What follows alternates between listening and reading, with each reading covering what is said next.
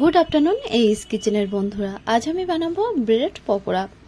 বাড়িতে কোনো গেস্ট এলে হঠাৎ করে কোনো কিছু না পেলে এই ব্রেড পকোড়া কিন্তু খুব সহজে ঝটপট বানিয়ে দিতে পারে। তাহলে চলুন ব্রেড পকোড়ার রেসিপিটা দেখে নেওয়া যাক।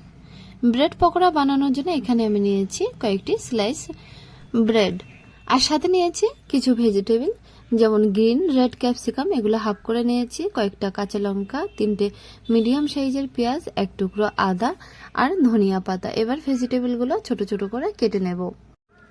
পেঁয়াজটা দেখুন এরকম ভাবে কেটে নিয়েছি।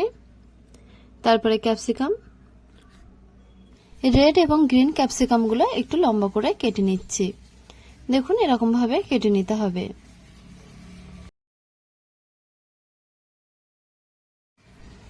এরপরে আদাটা ছোট করে দেখুন একটু লম্বাটে ধরনের করে কেটে নিচ্ছি। কাটা হয়ে গেছে। এবার লঙ্কাটাও কিন্তু একইভাবে লম্বা লম্বা করে কেটে নেব। এরপরে ধনিয়া পাতাগুলো একদম ছোট করে কেটে নিচ্ছি।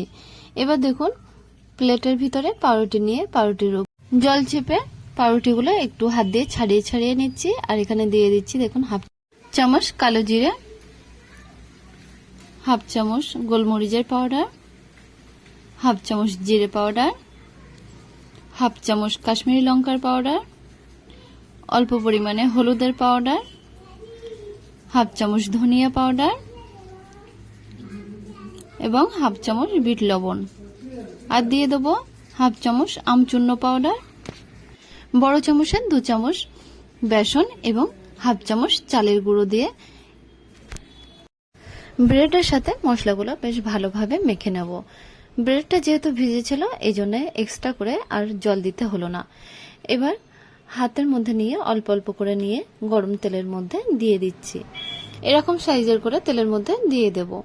দেখুন পকোড়াগুলো তেলের মধ্যে দিয়ে উল্টে পাল্টে বেশ ভালোভাবে ফ্রাই করে নেব। পকোড়ার কালারটা যখন এরকম চলে আসবে তখন তেল ঝরিয়ে তুলে নেব। এইভাবে সমস্ত পকোড়াগুলো আমি ফ্রাই করে নিচ্ছি। এইভাবে তৈরি হয়ে গেছে ব্রেড পকোড়া।